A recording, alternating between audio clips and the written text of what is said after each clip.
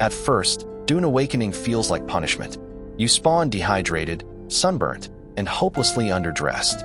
Sandworms chase every footstep. Your only weapon? A spoon. Maybe.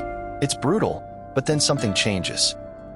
I tried Dune Awakening so you won't have to, but you should. The sun. The heat of the sun is deadly to the unprepared. At first, this reviewer hated it. Dying of thirst, getting cooked by the sun, barely crafting a sock. Nothing made sense. He wandered, he suffered, and he almost walked away. But then, something clicked. He found a still suit. That suit changed everything. It recycled sweat, and well, other fluids. Not glamorous, but suddenly, he wasn't dying. He was surviving, then thriving. Crafting gear, fighting smarter, dodging worms, flying an ornithopter. He even founded a guild, the Dune Buddies. Yes, bugs broke immersion. Yes, base upkeep continued even while offline. But 26 hours in, this was no longer a game he endured. It became a game he wanted to keep playing. The message? Dune Awakening rewards those who push through the pain. But not everyone started in survival mode. Dune Awakening, before you buy? But it seems a little odd at first glance. Or it did. That's how I used to feel, at least. Because now, having spent some time with the game, I'm willing to eat a little crow on it because the game does make sense. It might actually capture the feeling of Dune in a way no other game has up till this point. This video takes a different route. Less humor, more depth. It focuses on design, on what this game is trying to be. And that's important. Imagine a Dune where Paul Atreides never existed. The Freemen are gone. Arrakis is unbalanced, and the sandworms are the only thing keeping peace. That's the setup. The reviewer praises the brutal tone, the desperate thirst for life mechanics, and especially the sandworms.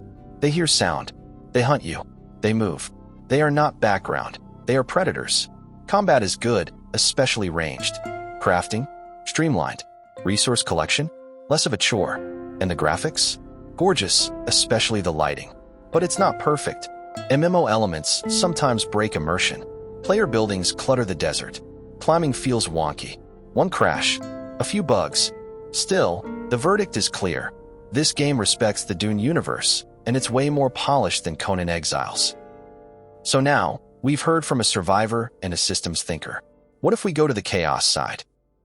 The new Dune survival game goes hard. Oh my god, it's so close. Are we making this? You and the pussies. You're gonna die! It's not even close. This video is a chaotic, comedic, and immersive let's play of the new survival MMO Dune Awakening. The creator and their friends dive into the game's harsh desert environment, filled with sandstorms, sandworms, brutal enemies, and unpredictable player encounters. From the start, they showcase frantic survival moments, dodging worms, building makeshift homes, and yelling over near-death experiences. The gameplay is full of panic and banter, mixing Dune lore references with absurd humor. The group experiments with grappling abilities, base building, and trying to survive brutal conditions, often failing hilariously. Key game mechanics, like thumpers attracting worms, PvP risk, crafting, and traveling long distances on bikes, are experienced firsthand in a spontaneous, unscripted style. They also troll and trap other players in their base, try shady trades, and fail at coordinated crossings. All the while, iconic lines from the Dune universe are playfully butchered or reenacted, and the chaotic interactions blur the line between comedy and catastrophe. Despite the crude jokes and unpredictable energy, the video ultimately highlights Dune Awakening's dynamic open-world systems, the thrill of survival, and the unpredictable fun of emergent multiplayer gameplay. It's not a traditional review.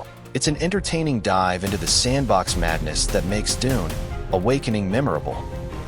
Now, after the chaos, let's look at structure. Why is everyone playing Dune Awakening? Sound design. Where's my bags? Dune-inspired environments and challenges.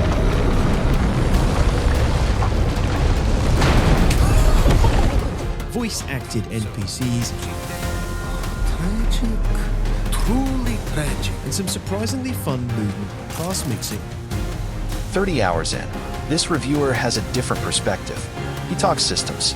He talks balance. He talks respect for your time. This is the first review that calls out how playable Dune Awakening is. Not just in a hardcore way, but for regular players. You start in PvE zones. You build. You craft. You explore. No one is griefing you. Not yet. Then, slowly, you graduate. You move to the deep desert. That's where PvP begins. That's where risk turns into reward. The reviewer loves the grappling and gliding tools, says they remind him of Last Oasis. Combat is simple but flexible, with class mixing and power variety. And the journey system gives guidance without handcuffs. What's missing? PvE enemy variety. Endgame is still a mystery. But the game respects time, progression feels fair, and the world feels alive. There's promise here, and a 10-year roadmap means Funcom is thinking long-term. But not everyone sees smooth sailing. Dune Awakening, my biggest concerns after 250 hours. So yes, I like Dune Awakening, but it does have issues. In fact, consider this video my attempt at honing in on some of the bigger, more glaring concerns I have, with the hope that these are areas in which they can improve things, making a game that I already enjoy even better. This guy loves the game, but he's worried. And after 250 hours, he should be. Here's the biggest issue: server size. North America only supports 48,000 players. Each siege holds 60. The deep desert? Only 300 at a time. That's small. That's problematic. If your guild is big, you might be locked out. If your time zone's busy, you might wait in line. That's not great for an MMO. Combat. Mixed. Range feels okay. Melee is floaty. PvE is repetitive. PvP is chaotic. People can just escape by running or driving. There's no tension if no one dies. And yet, he still gives it 10 out of 10 fun. Why? Because the world is huge. It gets better beyond the beta zones. Points of interest grow larger and more interesting. Bugs are mostly patched. It feels better now. But the message is clear. Unless Funcom fixes core systems, this fun could collapse. So what's the final verdict? Let's hear from one more voice.